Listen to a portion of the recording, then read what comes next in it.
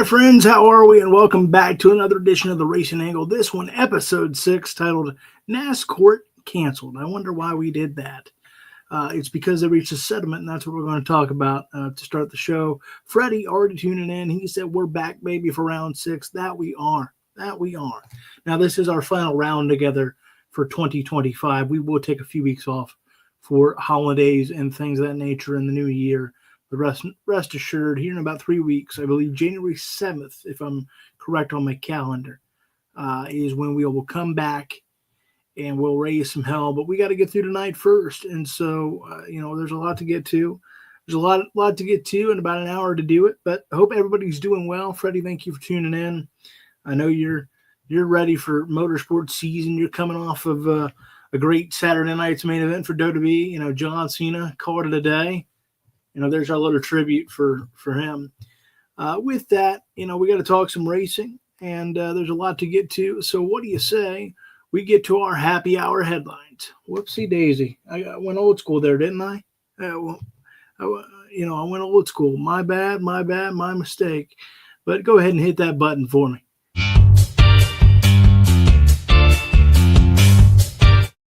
Hot lap headlines, pardon me. Anywho, but that's all right. That's all well and good. So NASCAR in 2311 and Front Row Motorsports, they're kind of the forgotten guy on this, aren't they? They're kind of the forgotten guy, but they're very much in it. They reached a settlement. What does that mean? It means it's over. Thank God. NASCourt is canceled, as we call this episode.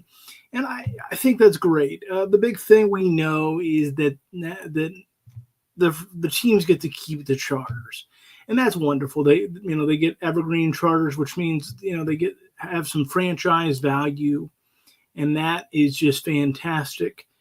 I've never been against that per se. Again, I think people have got some of my opinions and thoughts on that misconstrued, but evergreen charters is one of the big things, and we're not getting all the details yet on what the settlement means and all that things of that nature. But it's just great to move on, isn't it? It's just great to move on because we can talk about the things of the sport that I don't want to say this doesn't matter. Of course, it means a lot, but we can talk about the things that we want to talk about. We can talk about what in the world the playoff format's going to look like, what in the world.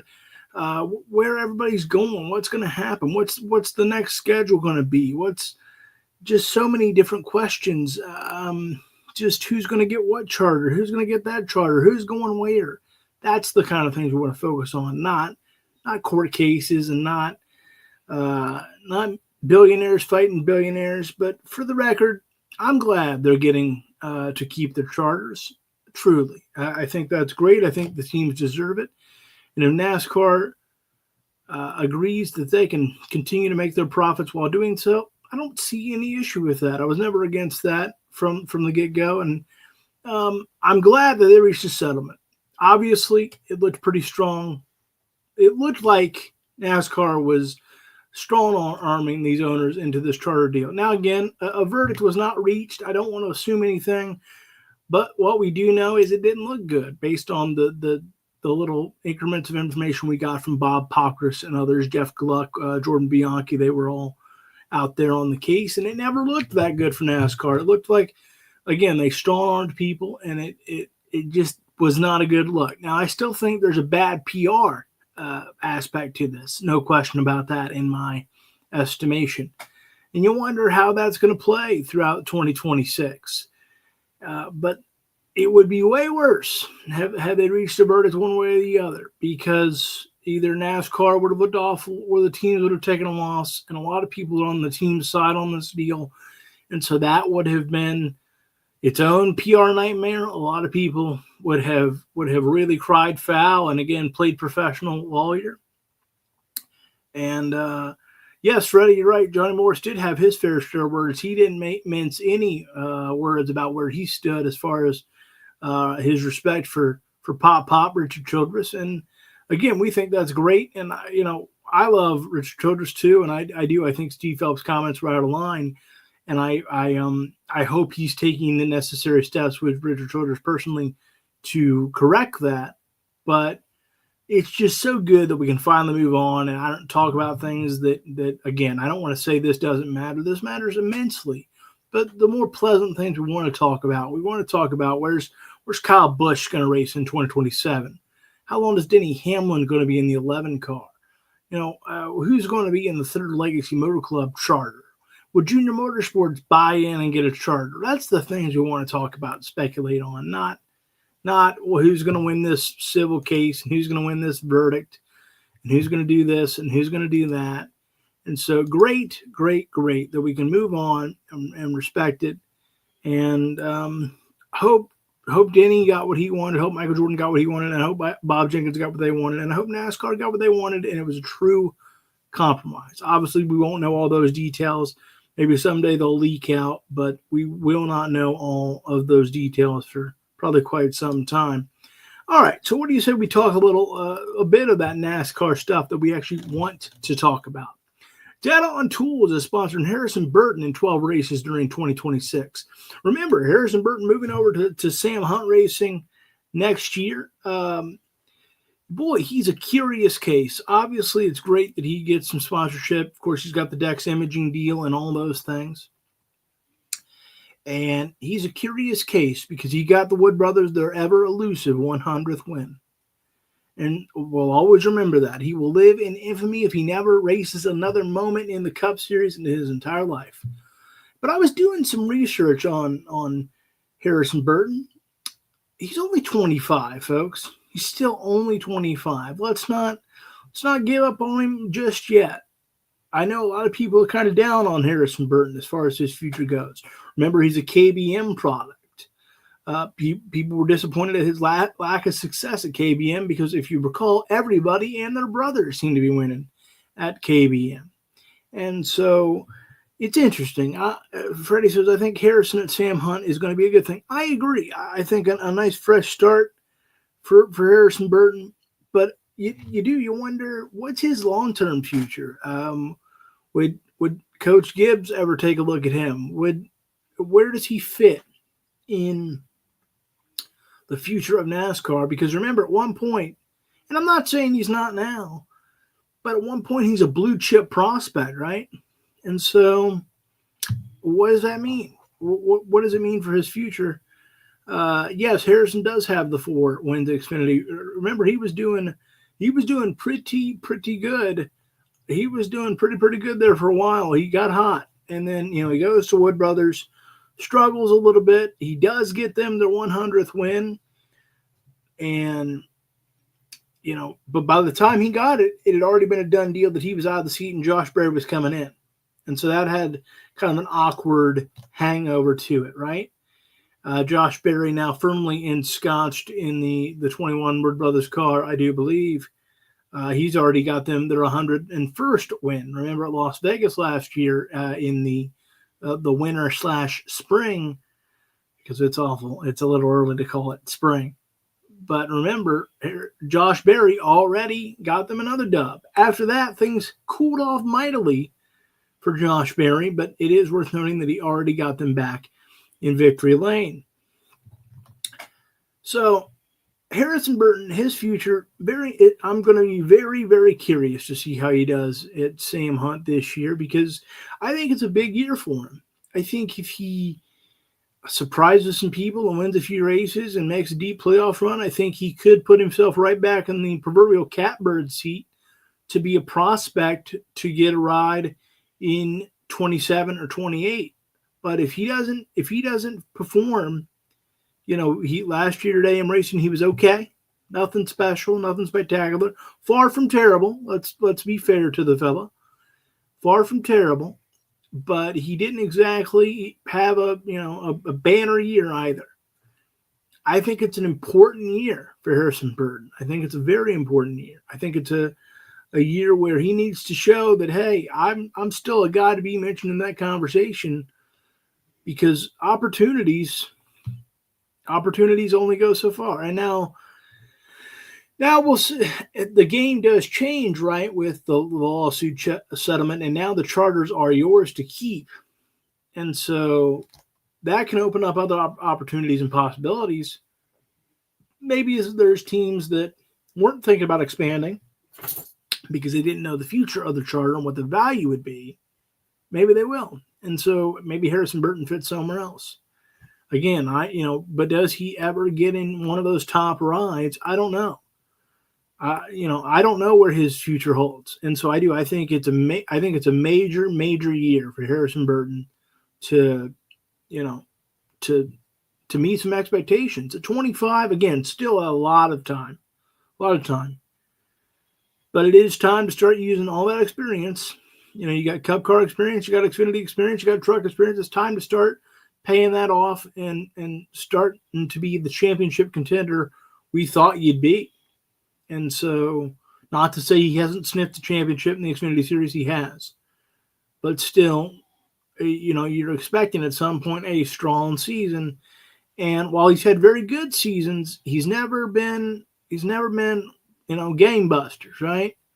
He's never been Connor Zilisch in 2025. He's never just absolutely owned the joint. And that's kind of what you expect. And to be fair to him, right? He's a victim of his last name being Burton, right? Ward and Jeff had great careers, and it's a well-known household name among us longtime motorsport NASCAR fans, and so he is a bit of a victim of that. That's fair too. But at a certain point, it's time to do it or get off the pot, the old saying, and I think it's a huge year for him. I really, really do. Again, does that mean that if this doesn't work out, that he can't bounce back? I wouldn't say that. I mean, Cole Custer's still getting opportunities. Not a dig on Cole Custer. It's just, again, he's a guy who hasn't lived up to the potential that we thought he would. It should be noted that we don't know if he's getting the best opportunities to do so.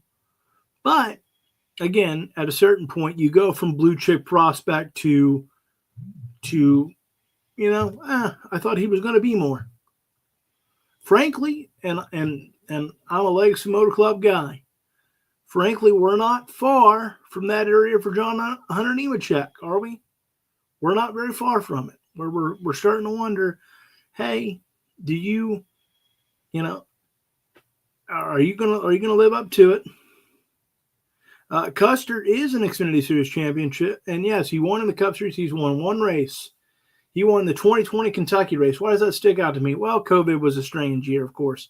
But believe it or not, Producer Peyton and I had tickets to that race before, obviously, COVID happened and quarantine and social distancing. And so we had tickets to that race. We still made a trip to Kentucky that weekend just to kind of get away from everything. Because obviously 2020 was wild. And Cole Custer won that bad boy in a stone cold stunner. You know what I'm saying? And good for him. It was that 3-wide finish. Matter of fact, I think it's the last race of Kentucky to date, if I'm not mistaken. You'll have to back me up on that, Freddie, or somebody else. I believe it's the last race at Kentucky to date. We'd love to see that back on the schedule, especially with this car. Kentucky would really cook in this car. But yeah, you do. You wonder, are we getting to that point with guys like John Hunter Nemechek as well, where it's like, all right, at some point you got to, potential is just things that haven't happened yet. And after a certain point, you got to get there. And so,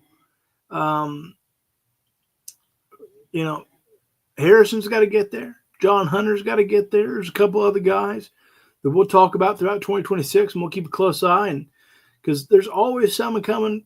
There's always somebody coming to knock up the spot, right? There's always someone knocking on the door going, hey, I'd like an opportunity. Somebody brings some money, somebody brings some talent, and then next thing you know, you're out in the cold. Again, it happened to Harrison Burton, right? He had the shot with the Wood brothers. And then, again, by the time he figured it out, he's out on his booty. But with that, we're going to take our first break here on the Racing Angle, and as the graphic suggests, soon we will discuss the IHRA and NHRA drama we've got, and I'll get to Freddie's comment when I come back. And what else do we have on the slate? Let me run it down for you. Junior Motorsports has got a brand new sponsor. Chandler Smith is coming back to front row. We'll talk some more about that. And Connor Zilic is going to run the Rolex 24 again. We're going to talk about that and so much more. And yes, certainly the Maple Grove drama between the IHRA and the NHRA. We're going to break that down in full. But do me a great favor, folks. If you haven't already, hit that subscribe button. Give us a like. It helps us in the algorithm. And then the greatest favor of all is you stay right there. We're going to take a quick break, and we'll be back in about 2 minutes.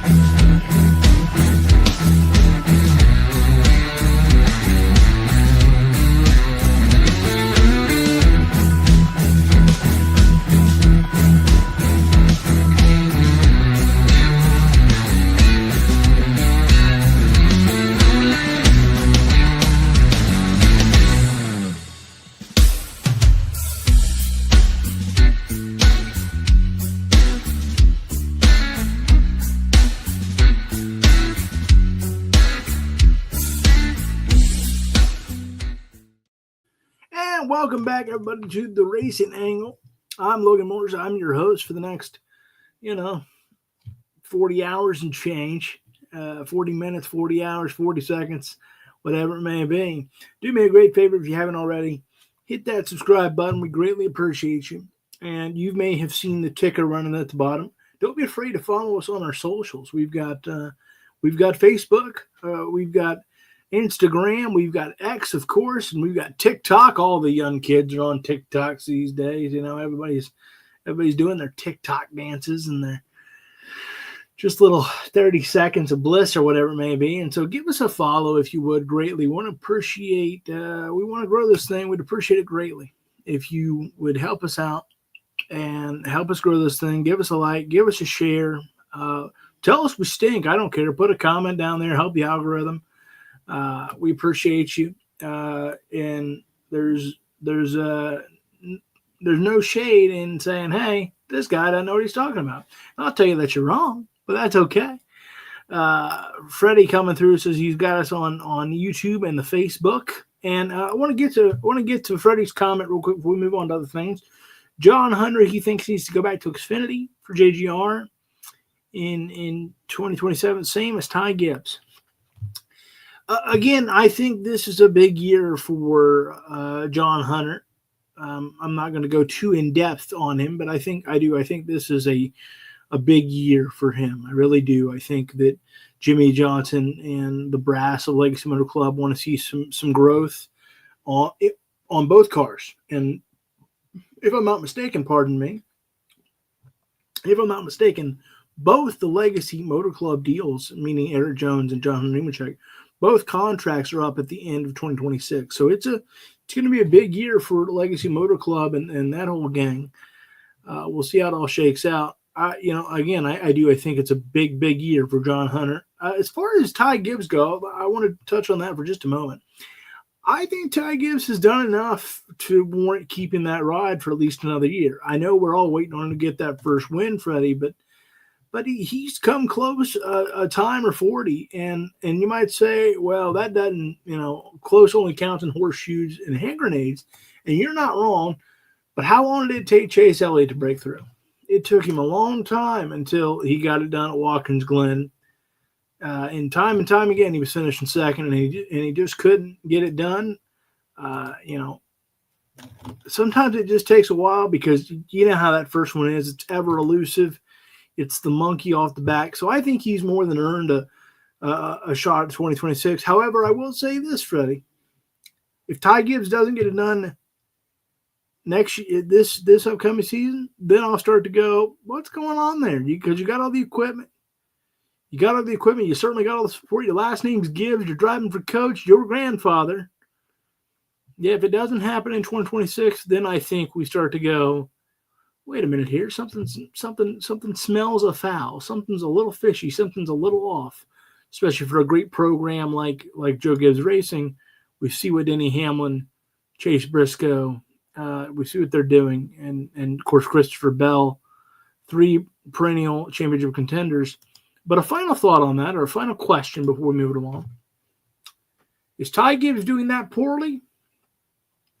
Or does he have the misfortune of being teammates with a first ballot Hall of Famer in Denny Hamlin, with Chase Briscoe, who had his breakout year and went to the Final Four, and it isn't like Christopher Bell is some slouch. We've seen him come close a time or two already in terms of championships. So again, maybe he's a victim of having 3 really damn good teammates. Just a food for thought. I could be wrong. We're not going to go too in depth on it, but just something to think about. Is he really struggling, or is he running about average, even slightly above, when he's got 3 teammates that were absolutely, hauling ass in 2025? Freddie says Ty cleaned house in Arca Series and Xfinity, but hasn't done anything in Cup. He's come close a time or two. I think 2026 is a big year for him. We shall see. But I think we'll give him this year. All right. Arby's is sponsoring Junior Motorsports and 8 races during the 2026 O'Reilly Auto Parts season. That's right. Got to get used to that. The O'Reilly Auto Parts series. Obviously, this is worth noting for a few reasons, right? Always good to see Junior Motorsports get a big-time partner, and it's always nice to see a brand everybody recognizes be a part of NASCAR. That's true. However, one thing that we're not talking about, perhaps for good reason, perhaps not, is that means that Rick Car Racing has lost a major sponsor. I don't see them doing both. I guess they will both be under the Chevrolet banner technically next year, but I just don't know why you would commit to 8 races for Junior Motorsports to also do Rick Ware. And if that is the case, that's a bad sign for Rick Ware. We know they're struggling charter-wise. We know they're going to give one to Legacy. We know they currently essentially ran out one. Lease one is the term.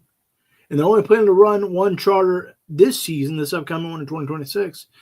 And so I don't want to put any carts before the horse. I don't know. I'm not an accountant. I'm not a financer. I'm not a lawyer. And I'm not a great prognosticator, really. You might want to clip that because it'll be the only time I ever say that on this show. But I don't know how Rick Ware Racing sustains in NASCAR. Rick Ware runs a very successful drag racing operation with Clay Milligan in the NHRA. He has great success there. I mean, Clay could compete for a Top Fuel championship, but we have never seen pretty much any sustainable growth at Rick Ware Racing in NASCAR. Did Justin Haley show some promise? Yeah, absolutely. By the standards that Cody Ware set, and I'm not trying to disrespect Cody Ware, just calling a spade a spade. Did he improve slightly? Did they improve slightly when they announced the RFK alliance? Yeah, slightly. But it was still fighting for 26th and 27th most weeks. Now, again, they'd probably kill for that right now because that's not happening for them at the moment. But I worry about Rick Ware Racing's long-term viability in NASCAR.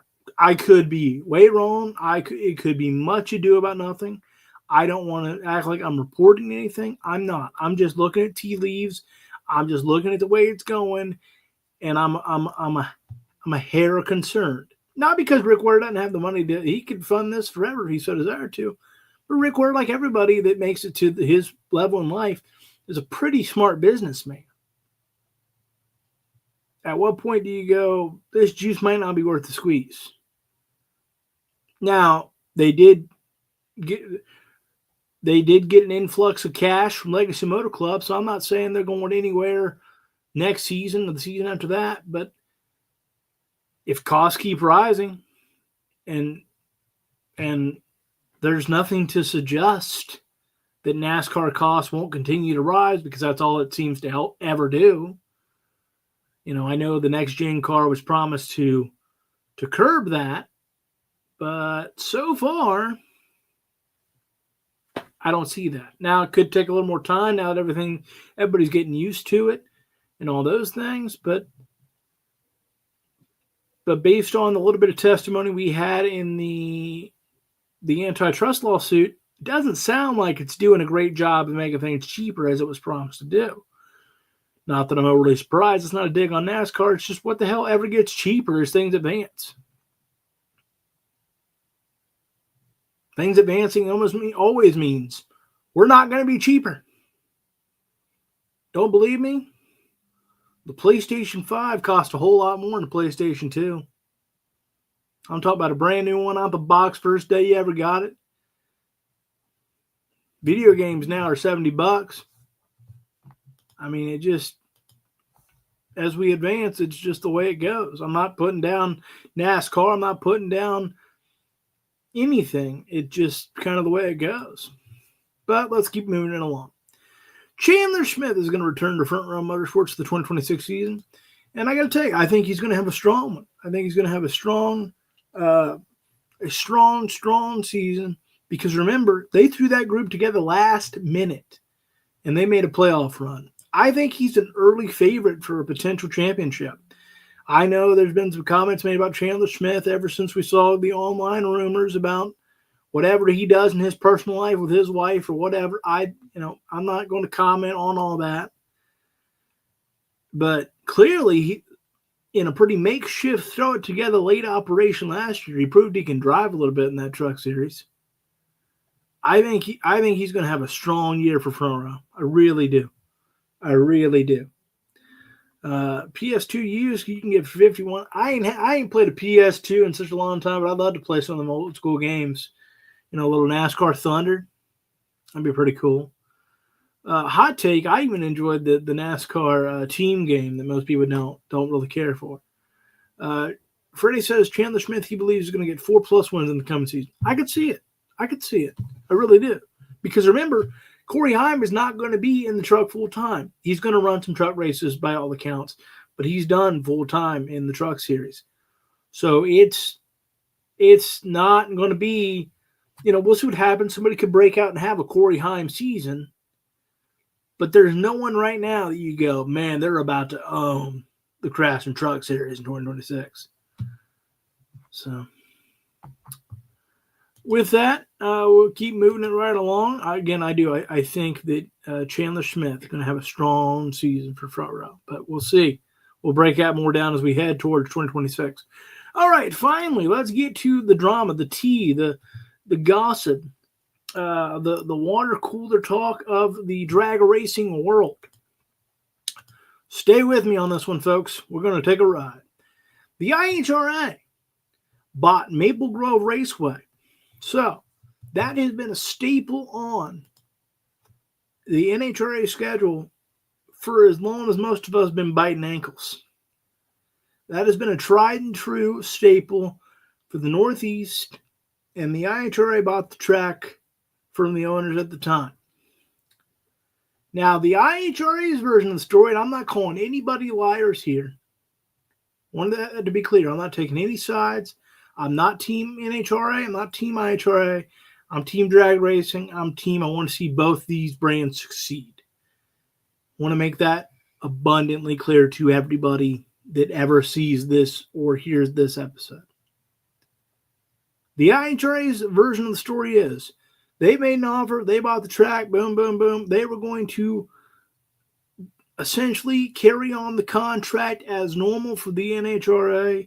They had meetings with the NHRA, and the NHRA reportedly said, how would that even work?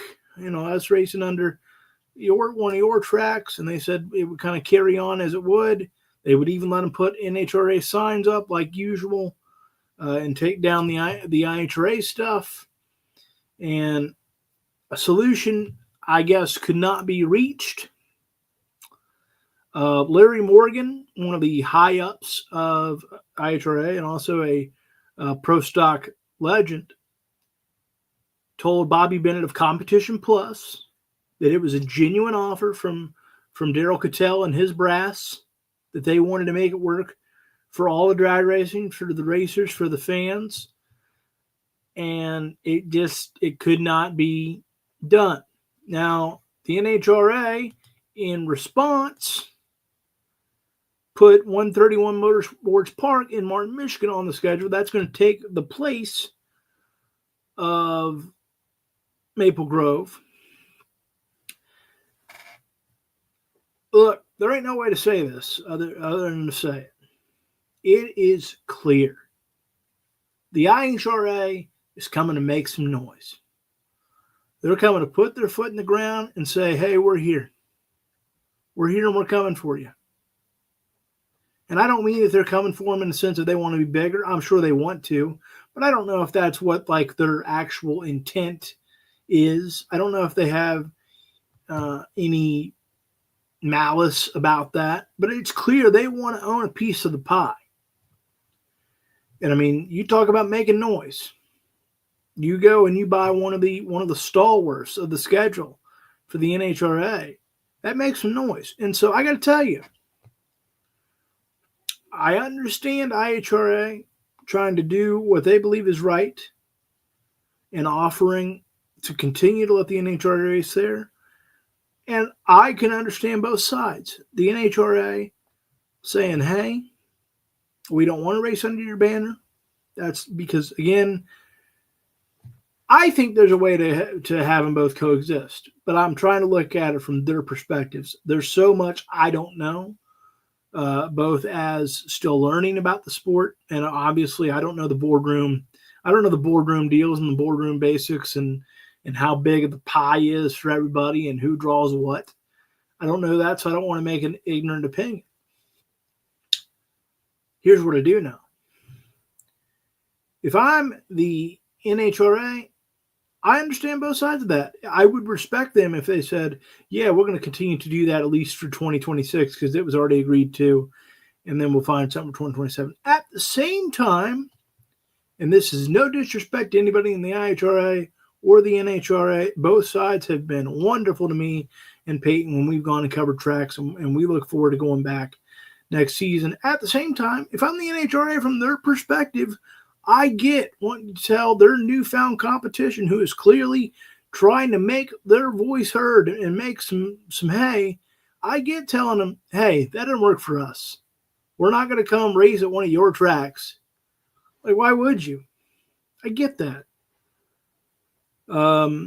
Freddie says both sides have their points, but some points aren't. Yeah, it's like, again, it's clear, and I want to be respectful. But it's clear that there's a bit of a pissing contest element to it. Again, it's clear that IHRA is trying to, I don't want to say rock the boat because that sounds like it has malice to it. But again, it's clear they're trying to stake their claim. And if you believe some, drag racing is a niche motorsport, especially these days. And so I can understand from both perspectives. If you're the IHRA, you're going, I'm coming to take every piece of the pie I possibly can. And if you're part of the NHRA, you're going, I'm not letting them take a piece of our pie. And if they do take a piece of our pie, I'm damn sure not going to race there. I'll go find somewhere else. I can appreciate the IHRA for extending the offer, but I'm betting they're not too stunned that the NHRA balked at it, because egos and pride gets in the way. I mean, that's just the way it is. You know, the NFL isn't going out of their way to help the UFL. They're not. I'm not saying they even see them as a threat, but they're not going to. They're not giving away their broadcasters. They're not giving away their crews. They're not giving away their marketing. If you're going to do it, you're going to do it on your own. WWE damn sure doesn't help AEW. And vice versa. And why would they? You can say, well, it helps everybody. Yeah, I get it. And yes, it does. But if you don't think pride and ego aren't a thing, we saw in the text that was revealed, NASCAR wasn't thrilled about the SRX series. And why would they be? People go, well, they should let them use Martinsville on a Friday night. And why in the hell would they? What's in it for them? And if you're like, well, who cares about what's in it for them? That's the way business works. Wake up, sweetheart. I mean, that's the way business works. If it's not going to benefit you in some way, you don't do it. And so from the NHRA's perspective, again, I can understand maybe biting their lip and doing this one, because we've already got the contract. We've already agreed. We're already selling tickets. But from their perspective, anything beyond that, I'd have balked at it too. Why do I want to come race under your banner? I'm not saying that the IHRA doesn't have a right to come. They can buy every track they want to. Everything's for sale. Everybody's got a price. They have every right to go buy as many tracks, as many organizations, as many Ferris wheels, as many anything as they want to buy. That is this is America. That is your right.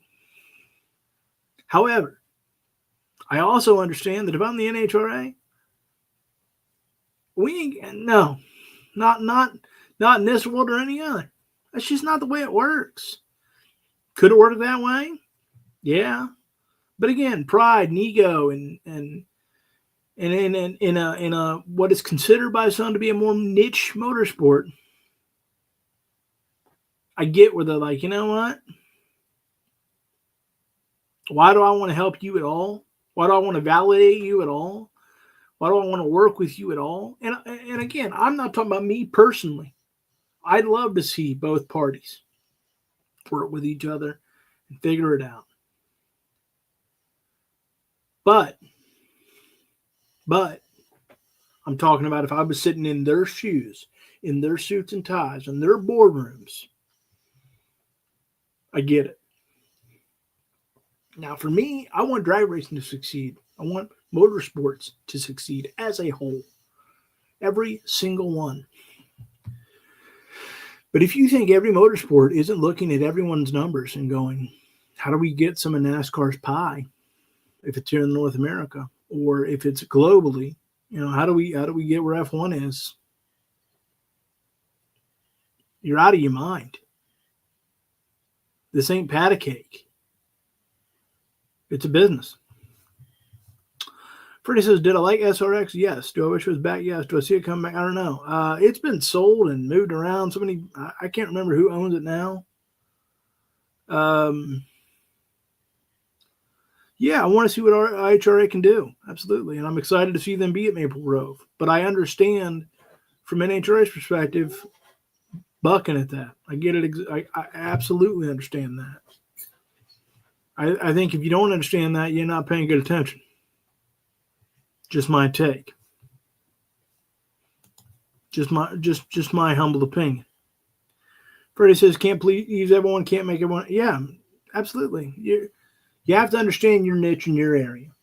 And if IHRA is going to come for every piece of the pie, that's their right. That is their right. Ain't mad at that. I'm not upset. And if NHRA wants to do everything they can do to stop that, that's their right. I ain't going to be upset at that. Frankly, it might be good for both organizations, both brands to have a little gumption about each other. Because you know what competition breeds? Working harder than success. If you go, I want to beat the hell out of those guys in a verbal fashion. Nobody's threatening anybody here. But if I want to put on the best product, I think that's a good thing. I think that's great because then it motivates everybody to go, I want to put on a kick-ass show this weekend and show them why we're top dog. I mean, even right here, folks, the Racing Angle is a brand new venture. But if you don't think I don't want it to be the most successful of all the ventures I've ever done in podcasting as far as motorsports goes, you're wrong. That doesn't mean I don't respect and love the places that I've been and still don't communicate with those people. But I want this to be the best it can be. And if that means it beats them, great. I think it's human nature. I don't think there's anything wrong with that. Again, there's as long as you're not vindictive about it, that's a different thing. But if you're coming to stake your claim. This is America. Just how it works. A couple other thoughts before we take our next break. Ray Abraham is going to be among members of the IndyCar Independent Officiating System. In case you didn't see, IndyCar announced they're going to have an independent review board. And so I think that's great. I think NASCAR to do that. NASCAR to have some better names that understand the sport and really get how things work. And so you can't say one's biased for the other. Because if NASCAR reviews everything, naturally they're a little inherently biased. Again, not faulting anybody for having human nature. Just facts. So I think that's cool. And then finally, Connor Zilic is going to run the Rolex 24 again. I believe it's his third year in a row. This year with Action Express. The Rolex 24 at Daytona coming up late January. We're so excited to get to talking about that. And when we come back in 2026, we're going to break some of the more notable names down. We're going to talk about why the Rolex 24 is important and what some of its history. And I'm looking forward to doing that. That's going to be really, really fun.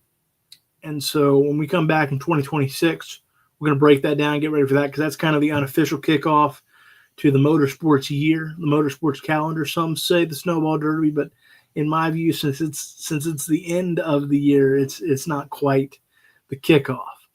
With that, what we're going to do is we're going to take our next break. When we come back, we're going to do some checkered thoughts. We're going to review some of the quotes that Larry Morgan told Bobby Bennett of Competition Plus.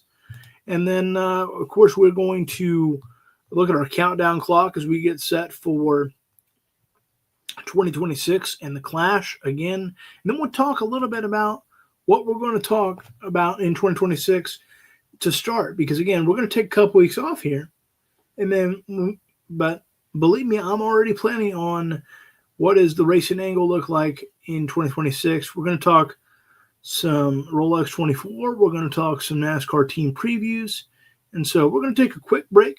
Don't you move a move. Again, we're going to get more thoughts from Larry Morgan that he told Bobby Bennett of Competition Plus. And so much more as we we're hitting the home stretch of 2025. This is the Racing Angle. We'll be right back in just about 2 minutes.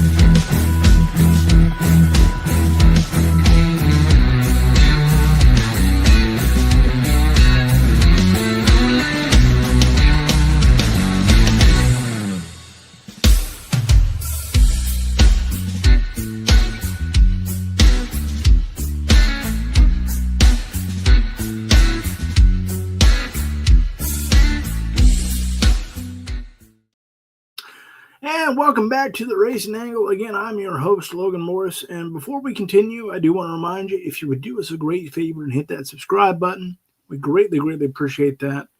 Again, give us a like, give us a share, go follow us on all the social medias, because we want to grow this thing. We can only grow it as much as you allow us to, and we appreciate everybody that has even watched us for a millisecond so far in 2025 as we come down to our final 10 minutes or so of 2025. Again, if you are curious, and I'll probably run through it again before the show's over, we will come back. I will even pull the calendar up right here. Just give me just a second. We intend to come back Wednesday, January 7th. Wednesday, January 7th. So in case you're wondering, well, how long is this little hiatus going to be? Not too long. And then we'll probably go from January 7th until God knows. I mean, it's going to be a little while. We're hitting the big stretch. And so looking forward to doing 2026 with you. But let's close out 2025 the right way. And let's do that with some checkered thoughts.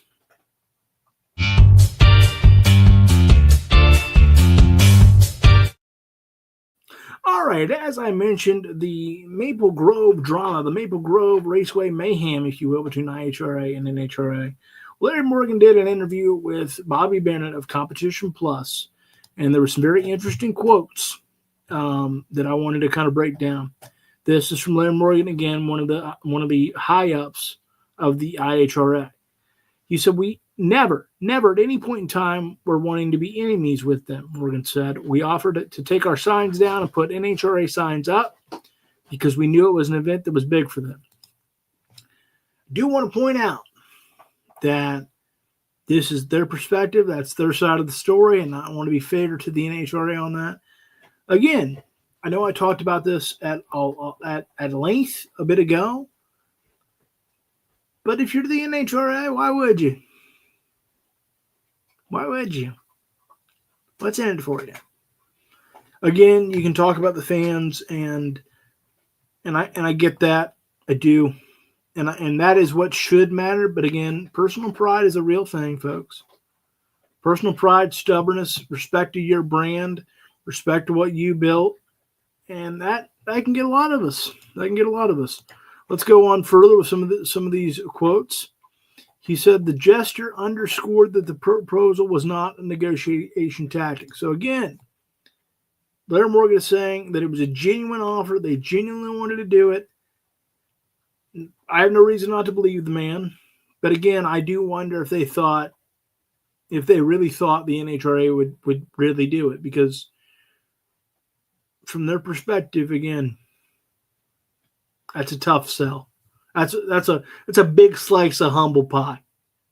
And if you don't have to willingly take the humble pie, most of us in life don't willingly take humble pie. We all eat a whole lot of it, don't get me wrong. We all have big time slices on the near daily. But ain't none of us ever said, I want a big piece of that humble pie and I'm going to willingly get it. So Larry Morgan said, we're not looking for trouble. We do our own deal. See, I like this. I like this because that's how it should be. Neither should really feel that threatened by the other. There's enough room in drag racing to grow. There's enough room for 2 good sanctioning bodies. There might be enough room for 3. It doesn't need to be survival of the fittest. But again, that's kind of our culture, right? We're only the strong survive. Shoulda, coulda, woulda, says Freddie. Yeah. Obviously, it's all moot, but I thought some of these were very interesting. And here's the real stinger from Larry Morgan, who does not hold back. Morgan said the decision reflected a broader disconnect with the racers and the Northeast fans. And here's his direct quote. But they proved one thing, Morgan said. They do not care about the racers, and they do not care about Northeast racers or fans. Those are strong words. I know he said he doesn't want to upset them. They do their own thing. They're not trying to have any trouble. But those are some strong, strong words. And I feel like comments like that, and I'm not faulting Larry Morgan, comments like that get us a lot further from any collaboration than they do closer. That's just the reality of it. Comments like that, I mean, that's a heavy, that's bringing it. That's bringing it, people. When you're saying you don't, when they're saying the NHR doesn't care about Northeast racers or fans, and then Morgan said to close it out, Maple Grove will proceed with its own event and intends to demonstrate a racer-first approach. So the IRHRA intends to have an event in Maple Grove, and it sounds like they're going to try to show up the NHRA a little bit in that process. And from an outsider's perspective, that's a fun idea. That's fun to watch, fun to think about. But again, I don't know that those comments get us any closer to kind of cooling down the temperature between the two sanctioning bodies. Again, I have such great respect for both. They've both been good to Peyton and I, and they both do a great service to motorsports and drag racing as a whole. And so, again, there's a part of me that goes, yeah, it's fun to see them all Hatfields and McCoys, but it's disappointing too, because again, it's a lot of people I respect on both sides of it. And so, it's just something to kind of think about. Hopefully we can get closer to, I'm not saying like big time collaboration of the same events, but I am saying that maybe we could get to the point where they don't have negative animosity towards each other. But it feels like we're a little ways from there. Just my take. Just one man's humble opinion. So with that, what do you say we look to our lap ahead as we get closer, as Freddie said, to the Clash? Give me that countdown clock, please. All right, 46 days, 3 minutes, and about 42 seconds and counting as we head to the Clash in Bowman Gray.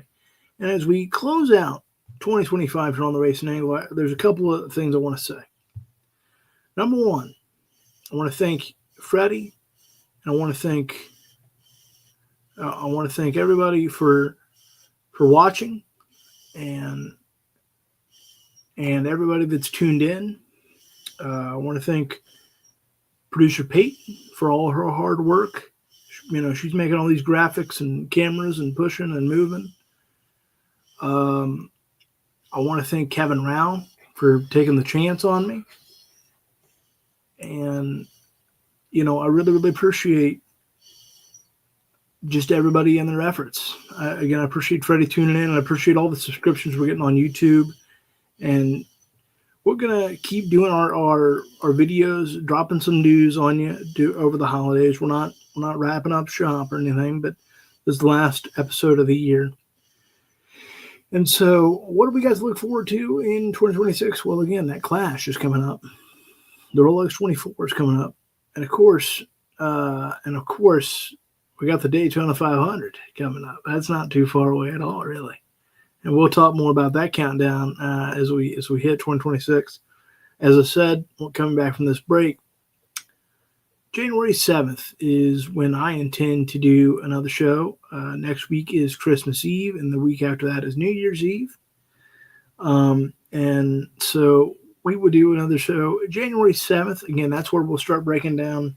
We'll look at the Rolex 24 entry list. We will look at some NASCAR team previews for the Cup Series. Who do you think, Freddie? Freddie, you've been such a good soldier. Who do you think we ought to preview first? If we're going to talk about a NASCAR team and what 2026 could look like, you tell me who you think you'd like to see us talk about first. And then we'll be glad to do that. Just let me know.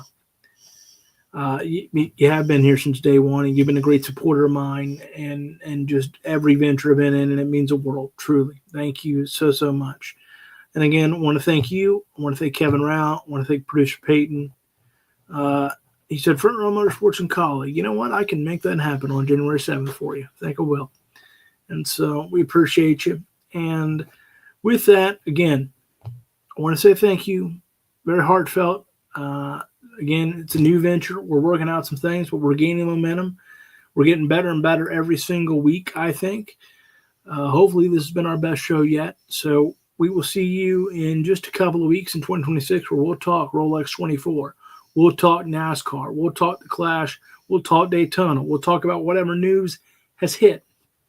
And before we bid farewell for the rest of the year, reminder, please give us a follow on YouTube and Facebook and Twitter or X, pardon me, TikTok, anywhere else.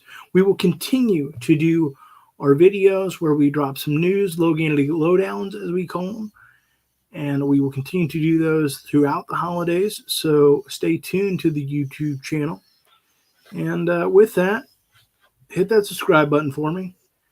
And again, just thank you all for listening. Thank you for watching. And we're looking forward to a great 2026 here at the Racing Angle.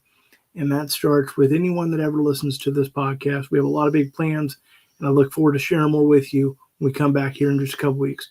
So until next time, yes, Merry Christmas, Freddie. Merry Christmas, Happy Hanukkah, Happy Holidays to anyone and everyone that listens to this podcast. And until just a couple of weeks from now, we'll see you at the next track.